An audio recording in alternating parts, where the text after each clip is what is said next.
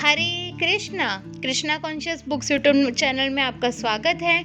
हम रीड कर रहे हैं श्रील प्रभुपाद लीलामृत। हम रीड कर रहे हैं चैप्टर नंबर 35, जो अब हम यहाँ कंटिन्यू करेंगे। बिल ओगले।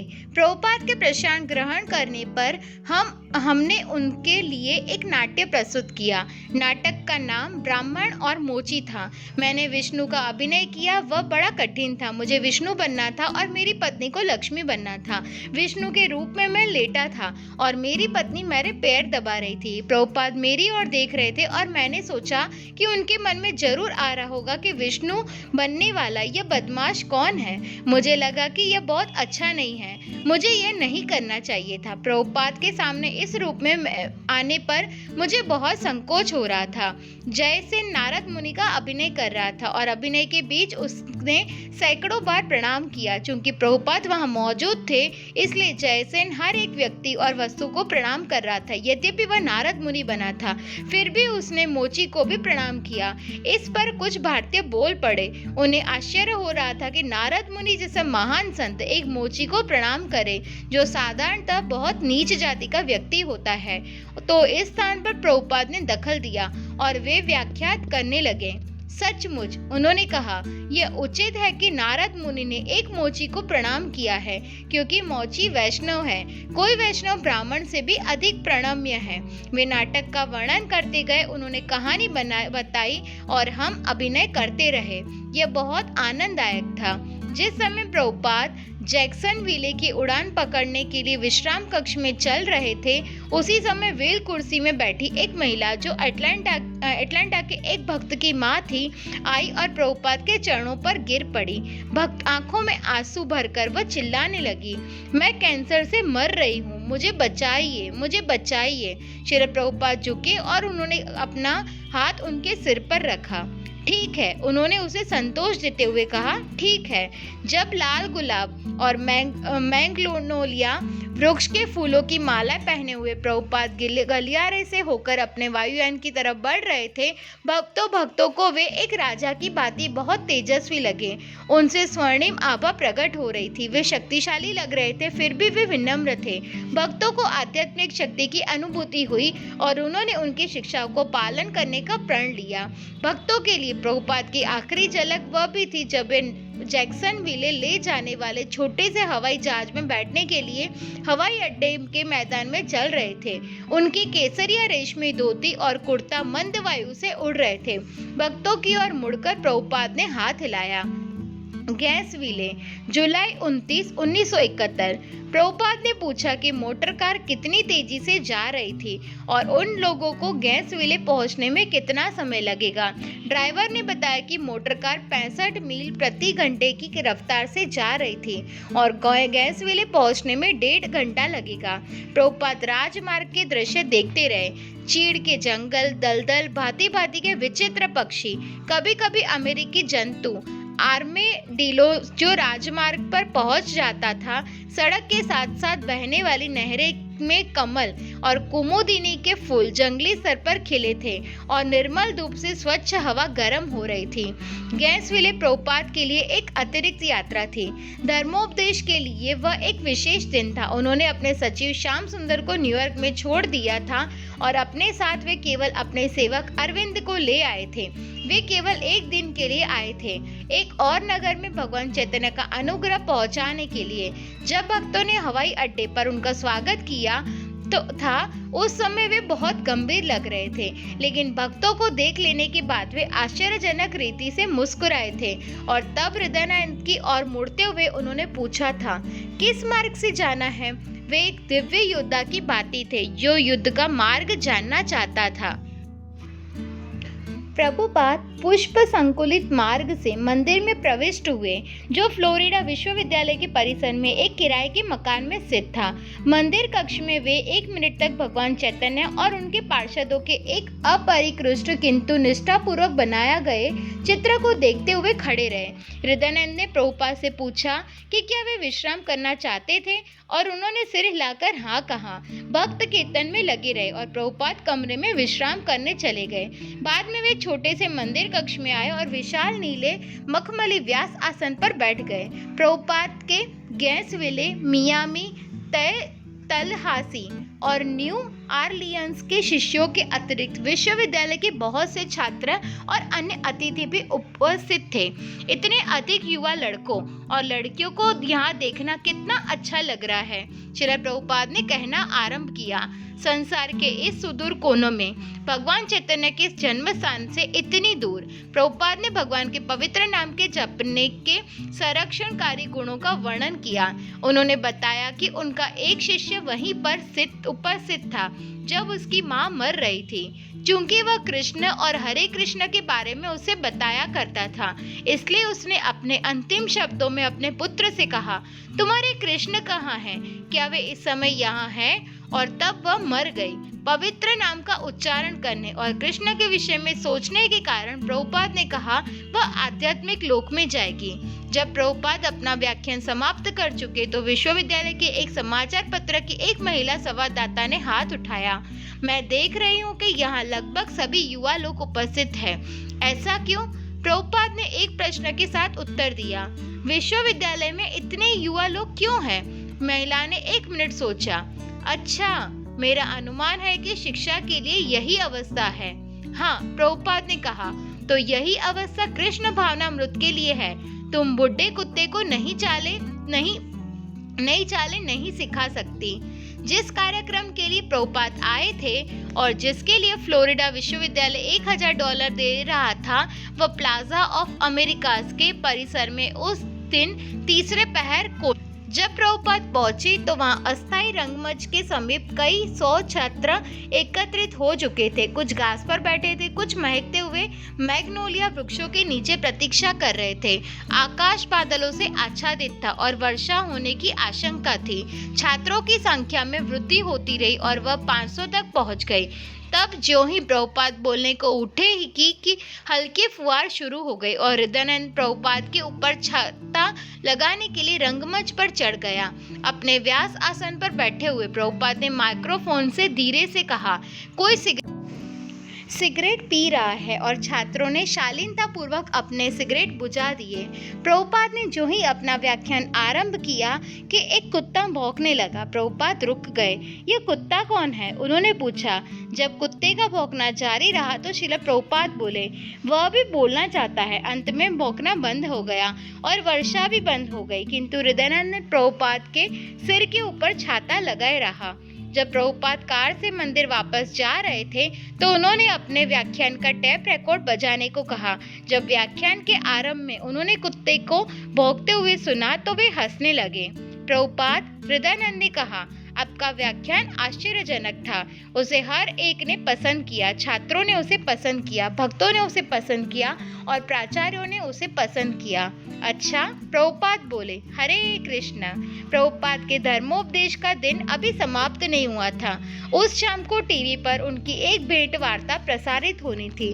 भेंटकर्ता ने तैयारी के रूप में कुछ अध्ययन कर रखा था और उसने प्रभुपाद का परिचय पहले यह बताकर दिया कि वैदिक शास्त्र के अनुसार कृष्ण कौन थे और भगवान चैतन्य की गुरु शिष्य परंपरा में श्री प्रभुपाद का क्या स्थान था।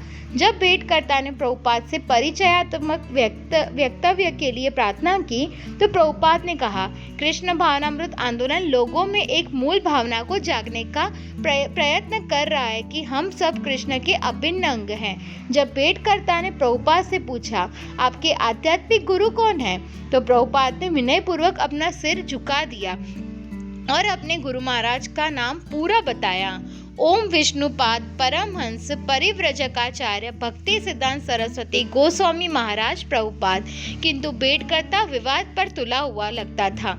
महोदय, क्या मैं पूछ सकता हूँ कि आपने यह क्यों सोचा और ठीक इस समय भी आप क्यों सोच रहे हो कि भगवान के जिस प्रेम की आप शिक्षा दे रहे हैं वह भगवान के प्रेम की उन शिक्षाओं से भिन्न और शायद अच्छी है जो इस देश में दी जा रही है और संसार के अन्य देशों में शताब्दियों से दी जाती रही है। श्रील प्रभुपाद, यह शिक्षा सबसे अधिक प्रमाणित है। यह एक तथ्य है। हम भगवान चैतन्य के चरण चिन्हों पर चल रहे हैं। वैदिक धर्म के प्रमाण के आधार पर चैतन्य महाप्रभु स्वयं कृष्ण माने जाते हैं। उदाहरण के लिए, आप इस प्रतिष्ठान के विशेषज्ञ हैं। यदि कोई आपके निर्देशन में कुछ कर रहा है तो और आप उसे व्यक्तिगत रूप से कुछ सिखाते हैं कि ऐसा करो, तो वह बहुत प्रामाणिक होगा। इसलिए जब प्रभुपाद चैतन्य ने भगवत भावना की शिक्षा दी तो वह शिक्षा स्वयं भगवान दे रहे थे। प्रभुपाद ने निश्चयात्मक ढंग से उत्तर दिया, उस सांप्रदायिक विग्रह से बचते हुए जिसे भेंटकर्ता उभारना चाहता था। इतने पर भी भेंटकर्ता ने बार बार उन्हें विवाद में फंसाना चाहा। ऐसा लगता था कि वह चाहता था कि प्रभुपाद अहंकारी, संप्रदायवादी और अमेरिका विरोधी रूप में दिखाई दे, किंतु प्रभुपाद आग्रह पूर्वक कहते रहे कि वे किसी अन्य धर्म के विरोधी नहीं थे और संसार का कोई भी व्यक्ति अपने धर्म के अनुसार भगवान के नाम का कीर्तन कर सकता था। भेंटकर्ता, किंतु आपके यहाँ आने के पहले दुनिया के इस भाग में भगवान की मान्यता जिस रूप से रही है उससे आपके मन में कुछ असंतोष रहा होगा, अन्यथा आपके यहाँ आने का कोई मतलब न होता।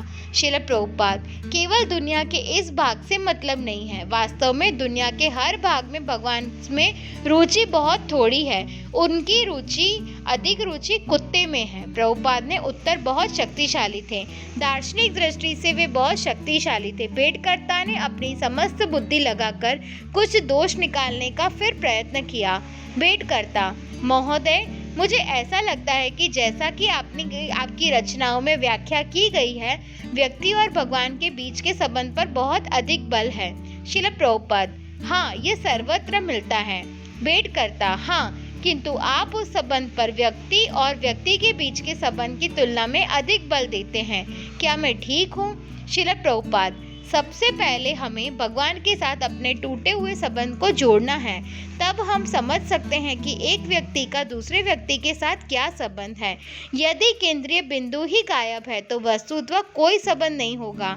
आप अमेरिकन हैं और एक दूसरा व्यक्ति भी अमेरिकन है और आप दोनों अमेरिकन राष्ट्रीयता अनुभव करते हैं क्योंकि केंद्र अमेरिका है। इसलिए जब तक आप भगवान को नहीं समझते तब तक आप यह नहीं समझ सकते कि मैं कौन हूँ और न मैं समझ सकता हूँ कि आप कौन हैं।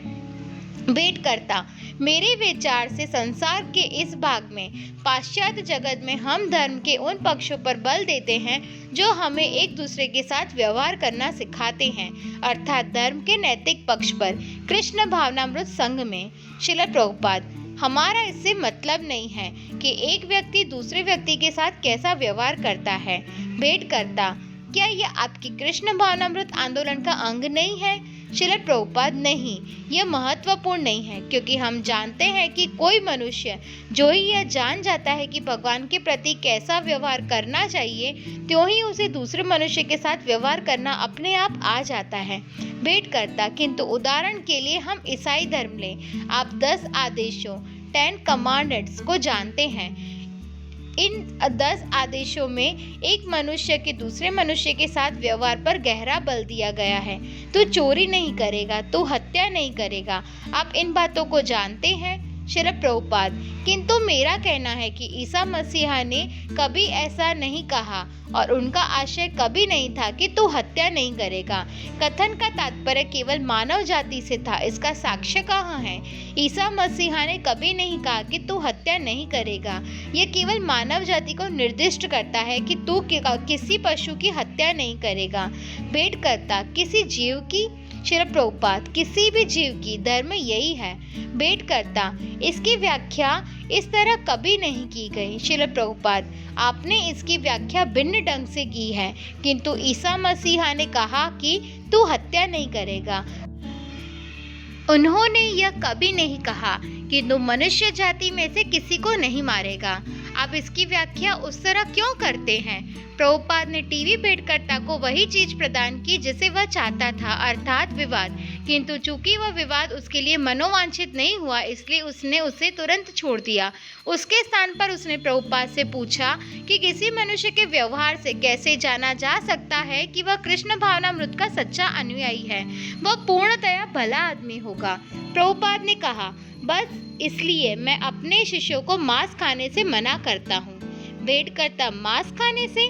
श्रील प्रभुपाद, हाँ, और इसलिए मैं अवैध यौन जीवन का निषेध करता हूँ। इसलिए मैं मादक द्रव्य सेवन से निषेध करता हूँ। वे धूम्रपान भी नहीं करते। अन्य मादक वस्तुओं का क्या कहना ही क्या। जब प्रभुपाद ने कहा कि जो कोई इन 4 नियमों का पालन करता है वह पूर्णतया भला मानस बनता है, तो भेंटकर्ता ने पूछा कि उनके धर्म में स्त्रियों के लिए कोई स्थान था। प्रभुपाद ने उत्तर दिया, स्त्रियों और पुरुषों दोनों के अधिकार असमान थे और दोनों एक जैसे सिद्धांत पर चलते थे। जब भेंटकर्ता ने पूछा कि प्रभुपाद हतोत्साहित थे या प्रोत्साहित, तो प्रभुपाद ने कहा कि वे प्रोत्साहित थे, क्योंकि बहुत सारे भक्त उनके आंदोलन में शामिल हो रहे थे। भेंटकर्ता को संदेह था कि बहुत से लोग आंदोलन में शामिल हो रहे थे, क्योंकि 20 करोड़ अमेरिकनों में से टीवी केंद्र में केवल 2 दर्जन भक्त उपस्थित थे। जब आप हीरा बेचते हैं, प्रभुपाद ने कहा, तो आप आशा नहीं करते कि हर एक उसे खरीदेगा। अंतिम प्रश्न के रूप में भेंटकर्ता ने पूछा कि क्या प्रभुपाद को अमेरिकी समाज के बारे में कोई बड़ी शिकायत थी। श्री प्रभुपाद, मुझे कोई शिकायत नहीं है। ये लड़के और लड़कियां बहुत अच्छे हैं, वरन मुझे यह देखकर उत्साह होता है कि ये लड़के और लड़कियां अच्छी चीज के लिए तड़प रहे हैं। वे निराश है इसलिए चूंकि अब उन्हें सबसे बढ़िया चीज मिल गई है, वे हमारे पास आ रहे हैं। भेंटकर्ता ने श्रील प्रभुपाद और उनके अनुयायियों से हरे कृष्ण कीर्तन करने के लिए कहा और आधे मिनट के अंदर उनका टीवी कार्यक्रम समाप्त हो गया। स्टूडियो का उष्ण प्रकाश जाता रहा और इंजीनियर आपस में बातें करने लगे। भेंटकर्ता ने नम्रतापूर्वक श्रील प्रभुपाद से विदाई ली। उसका इरादा भेंटकर्ता जारी रखने का नहीं था, किंतु प्रभुपाद धर्मोपदेश करते रहे। कैमरा रहे या ना रहे, उनके लिए कोई अंतर नहीं पड़ता था। उन्होंने भेंटकर्ता को केवल टीवी के एक व्यक्ति के रूप में नहीं देखा, वरन उस व्यक्ति के रूप में जिसे कृष्ण की कृपा चाहिए थी। भेंट वार्ता के लिए दोनों एक दूसरे के बहुत पास बैठे हुए थे और जब प्रभुपाद भेंटकर्ता की ओर झुके और बोले, मैं आपसे एक प्रश्न पूछता हूँ। यदि आपको कोई रोग है और आप अच्छा करना चाहते हैं, तो उसका सबसे अच्छा तरीका क्या है? एक मित्र से पूछकर या किसी डॉक्टर के पास जाकर और पूछकर कि इस रोग को कैसे अच्छा किया जाए। क्या आप किसी मित्र के पास जाएंगे? उस व्यक्ति ने उत्तर दिया, हाँ। प्रभुपाद ने सिर हिलाया। आप किसी मित्र के पास जाएंगे? उस आदमी ने फिर कहा, हाँ। भेंटकर्ता ध्यान नहीं दे रहा था, इसलिए प्रभुपाद ने धैर्यपूर्वक उदाहरण को दोहराया। समझने की कोशिश कीजिए। उन्होंने कहा, यदि आपको कोई रोग है तो क्या आप एक डॉक्टर के पास जाएंगे या एक मित्र के पास? वह व्यक्ति प्रभुपाद का आशय नहीं समझ सका, इसलिए प्रभुपाद ने उत्तर दिया, नहीं, आप एक मित्र के पास नहीं जाएंगे, आप किसी डॉक्टर के पास जाएंगे जो उपचार जानता है। वह डॉक्टर आध्यात्मिक गुरु है। वे थोड़ी देर बात करते रहे और अंत में प्रभुपाद और भक्तों ने विदाई ली। करीब आधी रात हो रही थी और प्रभुपाद अपने कमरे में गए। जब वे गैस विले में पहले पहुंचे तो वे 5 योग्य अभ्यर्थियों को दीक्षा देने को राजी हुए थे और उन्होंने उनकी जपमालाएं भी ले ली थी, किंतु अब दिन बीत चुका था, दीक्षा नहीं हो सकती थी और प्रभुपाद के पास 5 जपमालाएं अभी भी थी। जोसेफ और साम, जो न्यू आर्लियन से आए थे, और डेविड लिबरमैन और उसकी पत्नी एड्रिन और एक गैस विले का गेरी नामक लड़का, सब बड़ी चिंता में थे। वे रुके हुए थे और आपस में बातें कर रहे थे कि सवेरे प्रस्थान करने के पूर्व श्रील प्रभुपाद दीक्षा समारोह करेंगे या नहीं। अरविंद ने उन लोगों को बताया कि सवेरे किसी समारोह के लिए समय नहीं रहेगा, लेकिन वह श्रील प्रभुपाद से पूछेगा कि उन्हें अपनी जपमालाएं कब वापस मिलेगी। भक्तों को आपस में श्रील प्रभुपाद के बारे में बातें करते छोड़कर अरविंद प्रभुपाद के कमरे में गया। जब वह लौटा तो उसने इस घोषणा से सबको आश्चर्य में डाल दिया कि प्रभुपाद, तुम सबकी मालाएं तुम्हें अभी वापस करने जा रहे हैं। वे अपने कमरे में तुम्हें दीक्षा देने जा रहे हैं। भक्त उमंग में भरकर शीघ्रतापूर्वक प्रभुपाद के कमरे में गए।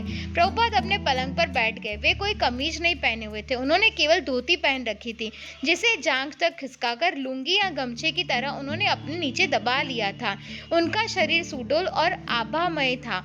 भक्त उनके पलंग के इर्द गिर्द फर्श पर बैठ गए। उनकी मालाएं हाथ में लेकर प्रभुपाद जप करने लगे। प्रभुपाद ने गैरी को उसकी माला दी। तो अब तुम्हारा नाम धर्मदास है। इसका तात्पर्य है वह जो सभी धार्मिक नियमों का कड़ाई से पालन करे। धर्मदास, मैं सचमुच बहुत घबराया हुआ था और वस्तुतः कांप रहा था, क्योंकि मुझे डर था कि श्रील प्रभुपाद के समक्ष मुझसे कोई गलती हो जाएगी।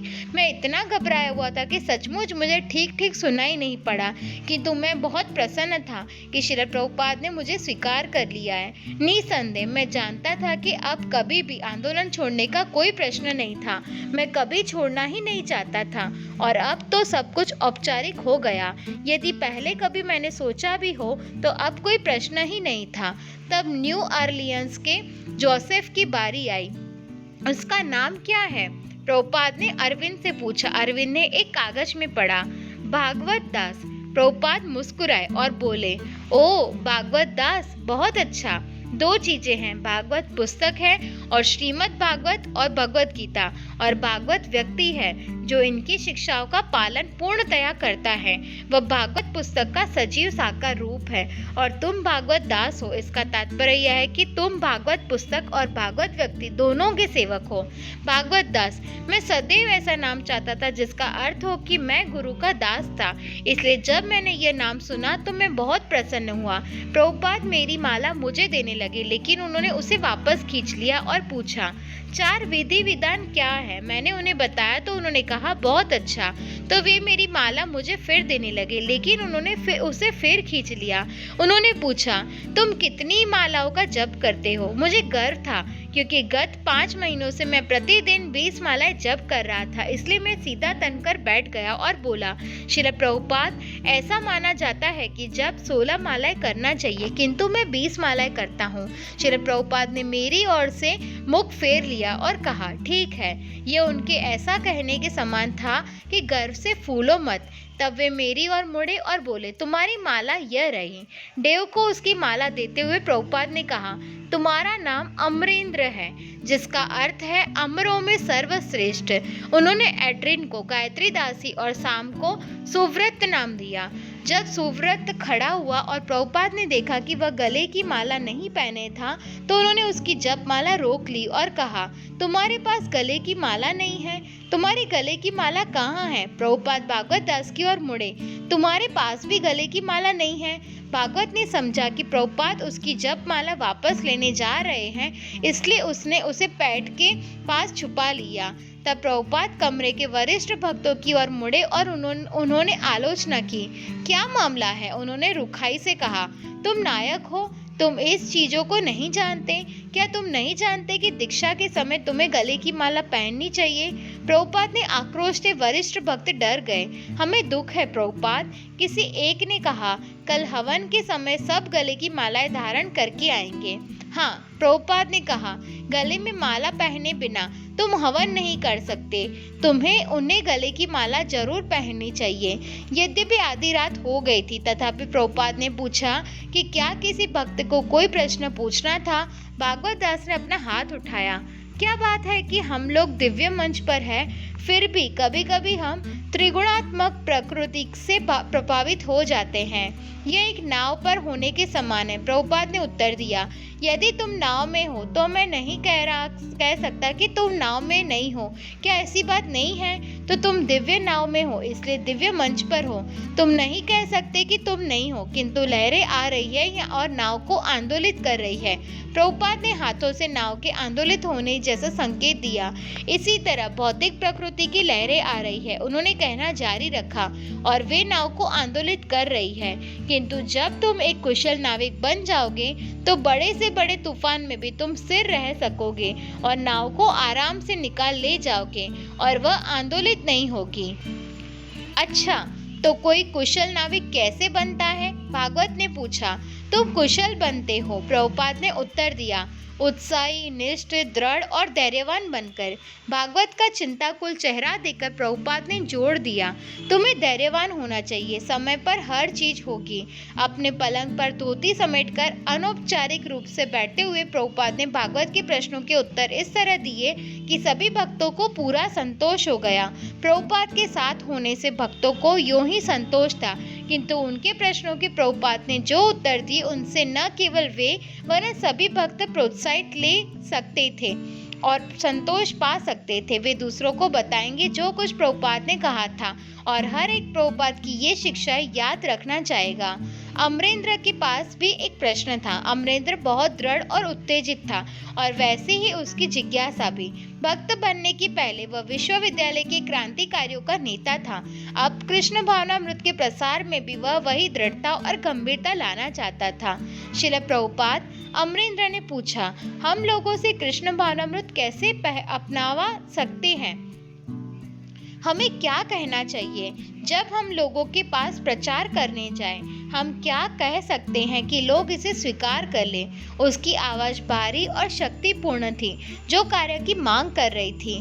तुम उनसे केवल हरे कृष्ण कीर्तन करने को कहो। प्रभुपाद ने उत्तर दिया, वे स्वीकार करते हैं या नहीं ये उनका काम है, ये उनके और कृष्ण के बीच है। तुमने अपना कार्य कर दिया है। लोगों से यह कहकर कि हरे कृष्ण का जप कीजिए, तुमने कृष्ण के प्रति अपने कर्तव्य का पालन कर दिया है। राधा वल्लभ ने पूछा, हम अपने मन को माया से कैसे हटा सकते हैं और उसे कृष्ण की ओर कैसे मोड़ सकते हैं? तुम्हें चाहिए कि मन को घसीट लो। प्रभुपाद ने कहा, तुम्हें चाहिए कि मन को घसीट ले जाओ हरे कृष्ण कृष्ण कृष्ण हरे हरे की ध्वनि लहरों की ओर। और उन्होंने फिर दोहराया, तुम्हें चाहिए कि मन को ध्वनि लहरों की ओर घसीट ले जाओ। अच्छा, प्रभुपाद ने चारों ओर देखा, तो अब तुम संतुष्ट हो? भक्तों ने उत्तर दिया, हाँ श्रील प्रभुपाद, आपका बहुत बहुत धन्यवाद। तब वे सभी चले गए। वे सब सहमत हुए कि यह उनके जीवन का सबसे महान दिन और सबसे महान रात थी और वे इसे कभी नहीं भूलेंगे।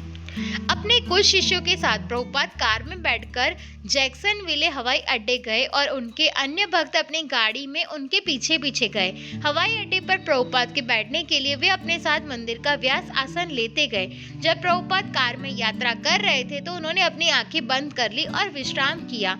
कार के पीछे की सीट पर बैठकर भक्त प्रसाद का अवशेष खाते रहे।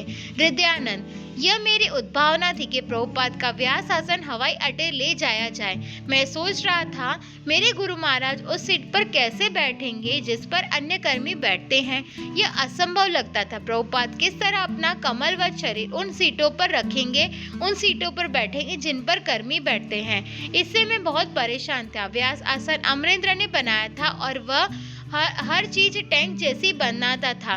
व्यास आसन का वजन जरूर कई सौ पौंड रहा होगा। 4 या 5 भक्त उसे उठाकर ला सकते थे। प्रभुपाद पहले पहुंच गए और व्यास आसन वहां नहीं था। वे हवाई जहाज के बोर्डिंग दरवाजे के पास पहुंच गए और व्यास आसन अब तक नहीं पहुंचा था। मैं चिंता में था क्योंकि मैं नहीं चाहता था कि आम सीट पर बैठे। मैंने सोचा यह मेरे लिए बड़े अपराध की बात होगी। तब मैंने हवाई अड्डे के दूर तक जाते गलियारे में देखा और पाया कि 6 ब्रह्मचारी, जिसमें से आधे के पैरों में जूते नहीं थे, प्रभुपाद का व्यास आसन लिए चले आ रहे थे। यह कितना भद्दा दृश्य था। प्रभुपाद वहां खड़े अविश्वास और खिन्नता के साथ यह दृश्य देखते रहे। अंत में पसीने से तर और हांफते हुए कई ब्रह्मचारी व्यास आसन लेकर पहुंचे और उन्होंने प्रभुपाद के सामने रख दिया। प्रभुपाद ने उसे तिरस्कार से देखा और आगे बढ़कर वे एक मामूली सीट पर बैठ गए। अधिकतर भक्त प्रभुपाद के चरणों के निकट बैठ गए और गुरु अष्टक गाकर गुरु महाराज की प्रार्थना करने लगे। हृदयानंद उन लोगों को धर्मोपदेश करने लगा जो वहां खड़े थे और वह दृश्य देख रहे थे। उनके पास श्री प्रभुपाद की कुछ पुस्तकें थी और वह उन्हें वितरित करने का प्रयत्न कर रहा था। प्रभुपाद का ध्यान अपने निकट बैठे भक्तों की अपेक्षा हृदयानंद के धर्मोपदेश पर अधिक था। 1 महीने से कुछ अधिक समय में आधा दर्जन नगरों में जाने की बाद श्री प्रभुपाद की अगली योजना लंदन जाने की थी। स्पष्टतः सारा संसार उनका कार्य क्षेत्र हो गया था और उनका पर्यटन उनके इस विश्वास का व्यावहारिक परिपालन था कि कृष्ण भावनामृत का दान लोगों में सर्वत्र करना चाहिए। प्रभुपाद के व्यापक ब्राह्मणों और साहसपूर्ण धर्मोपदेश से यह धारणा पुरानी और पूर्वाग्रह पूर्ण सिद्ध हो गई थी कि भगवत गीता और कृष्ण केवल हिंदुओं के लिए थे। जाति, धर्म, राष्ट्र, लिंग, वर्ण आदि के कारण जो भी अवरोध थे वे सब अब समाप्त हो गए थे। यह हिंदू कहावत थी कि किसी स्वामी को सागर पार नहीं जाना चाहिए। एक अंधविश्वास बनकर रह गई थी। इस कहावत का उद्देश्य शायद छोटे मोटे स्वामियों की रक्षा करना था, परम सत्य के संदेश को सर्वत्र फैलाने में मार्ग में बाधा डालना कदापि नहीं।